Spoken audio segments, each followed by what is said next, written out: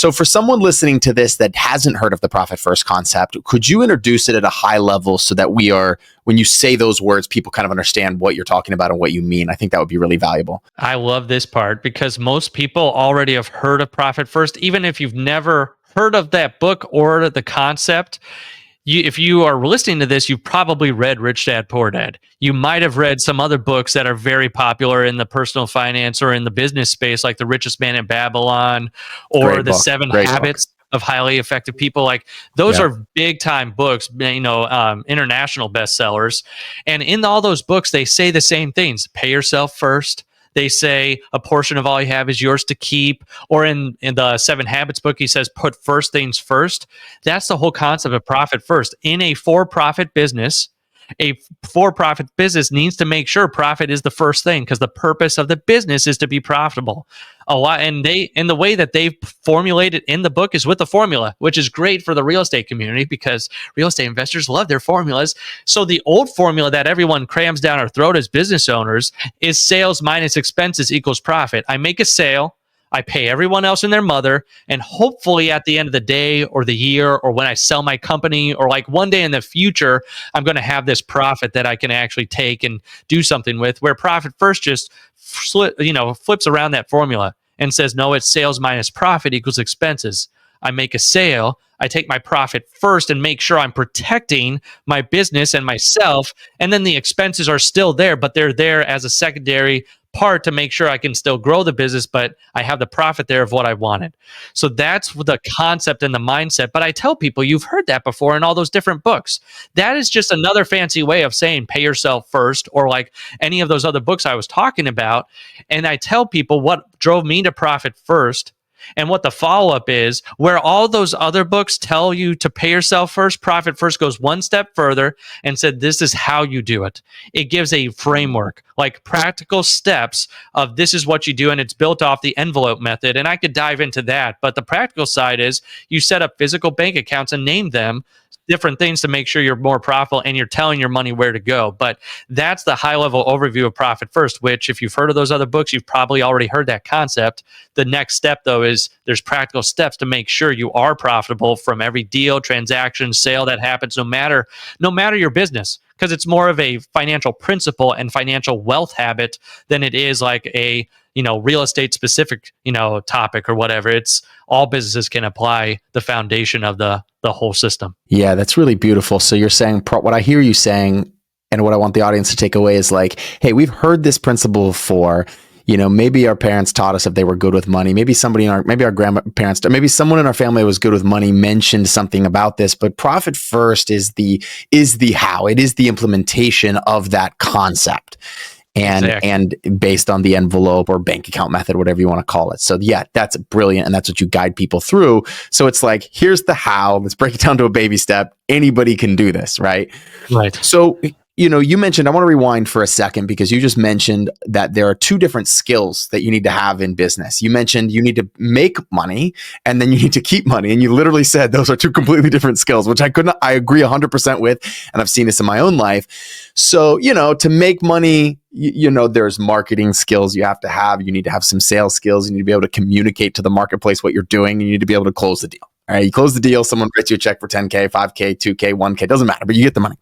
So there's certain skills, and we could talk about that, but that's kind of beyond the purview of this podcast with you. I want to talk about what are the skills that someone needs to have to keep money.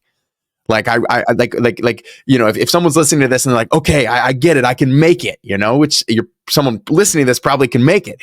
What do people need to develop in themselves in order to have that skill of now being able to keep it? One of the things that drove me to Profit First was its simplicity. I feel like it's the first baby step. It's like when a dollar comes in, how do I divide up that dollar? And that's where it gives you a framework to say, okay, here's $1,000 that came in. What's the percent towards profit and paying myself? And what's the percent to put back in the company to make sure another $1,000 comes in tomorrow or next week? So that's where, for me, Profit First was like the first step. And that's like getting your cash in order, because every entrepreneur, no matter what, they're going to manage the money. You know why? Because all that takes is a bank account. And most people have one big bank account where money comes in, money goes out. They've got the big black hole account, and money just goes in and out, and they have no idea what's happening. That's one form of money management. It's not the best, and it's guaranteed to like give you anxiety.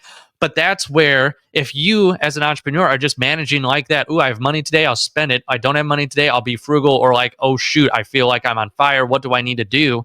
It's like profit first to me was the first step, because anyone can do it at any level. And it's very simple because it's built for the entrepreneur.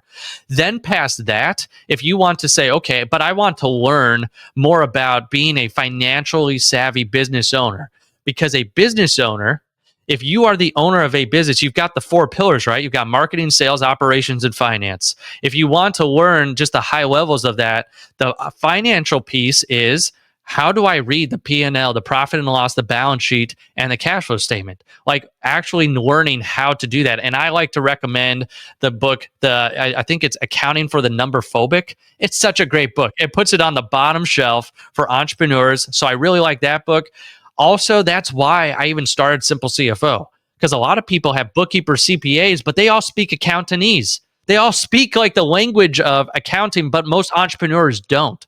So it's getting someone in your life who can speak business owner, but can also translate the accounting, methodology, all the jargon and all that crap, and being able to say, this is what you really need to know.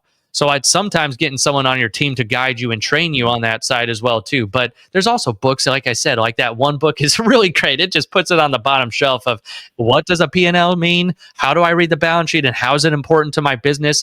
But it's like taking yourself on that journey, and you don't need to be the expert. You don't need to be the expert. I literally had a call today with one of our CFOs, with one of our most successful clients. And this client came to us and said, had no financial knowledge whatsoever, was paying herself randomly, like random draws and a very small salary, like didn't know what was happening. And like after a year of deep diving, of saying, here's profit first, here's the baby steps to setting up these accounts, and then just learning and understanding the importance of the profit and loss, the balance sheet, and what those numbers represent. Now she is a numbers queen. She tracks everything. She makes sure she has budgets in her business, like making sure that she knows exactly where every dollar's going. And she literally grew her profit in 1 year like 338%.